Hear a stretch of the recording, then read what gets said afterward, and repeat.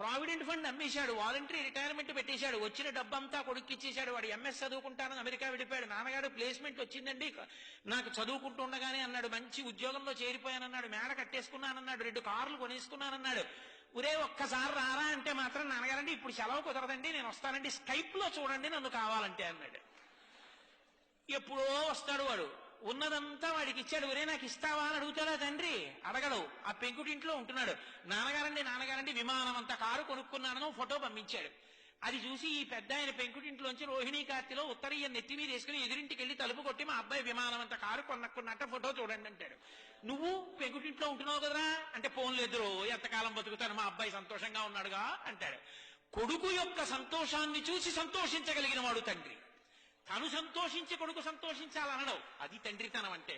తండ్రి కష్టపడి పెంచి పెద్ద చేసినంత కాలం తండ్రి దగ్గర అనుభవించి ఆఖరణ తండ్రిని తీసుకెళ్లి వృద్ధాశ్రమంలో చేర్చి పెద్దవాడైపోయినటువంటి తండ్రి కొడుకు వచ్చి పక్కన కూర్చుంటే చాలు, కొడుకుతో కలిసి తిరుగుతున్న తండ్రిని చూసి నా మనవలు కూడా నాతో ఇలా ఆడుకుంటే బావుణ్ణు, నా కొడుకు కూడా ఇలా పడుకునే ముందు నా పక్క మీద కూర్చుంటే బావుణ్ణు, నన్ను చేయి పట్టుకుని దేవాలయానికి తీసుకెడితే బావుణ్ణు, సీతారామ కళ్యాణం అవుతుంటే నాన్నగారండి తీసుకెళ్లి కారులో దింపితే బావుండంటే, ఖాళీ లేదని ఏడాదికోసారి జైల్లోంచి బెయిల్ మీద వచ్చిన వాళ్ళ ఎప్పుడో అమెరికా నుంచి సంవత్సరానికి ఓసారి 20 రోజులు వచ్చి వెళ్ళిపోయి పిల్లలకి ఇంగ్లీష్ అలవాటైపోతే నాయనమ్మ వాడికో జంతికలు చేసి పెడదామని వాడితో మాట్లాడదామని దగ్గరికి వెడితే మనవలు ఇంగ్లీష్లో మాట్లాడుతుంటే మాట్లాడడం చేత కాని నాన్నమ్మ మౌనంగా వాళ్ళ కోసం ఏడుస్తుంటే, తండ్రి చచ్చిపోయిన తర్వాత పాచి పీనుగు 3 రోజులు మంచు ముక్కల్లో నానిపోయిన తర్వాత వచ్చి అంచేష్టి సంస్కారం చేసిన కొడుకు ఒక కొడుక,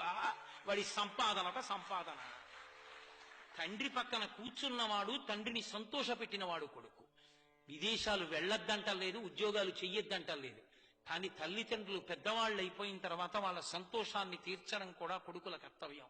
కొడుకు లాంటి వాళ్ళు చాలా మంది ఉండొచ్చు, కూతురు లాంటి వాళ్ళు చాలా మంది ఉండొచ్చు, కానీ కన్న కడుపున పుట్టిన కొడుకు కొడుకి.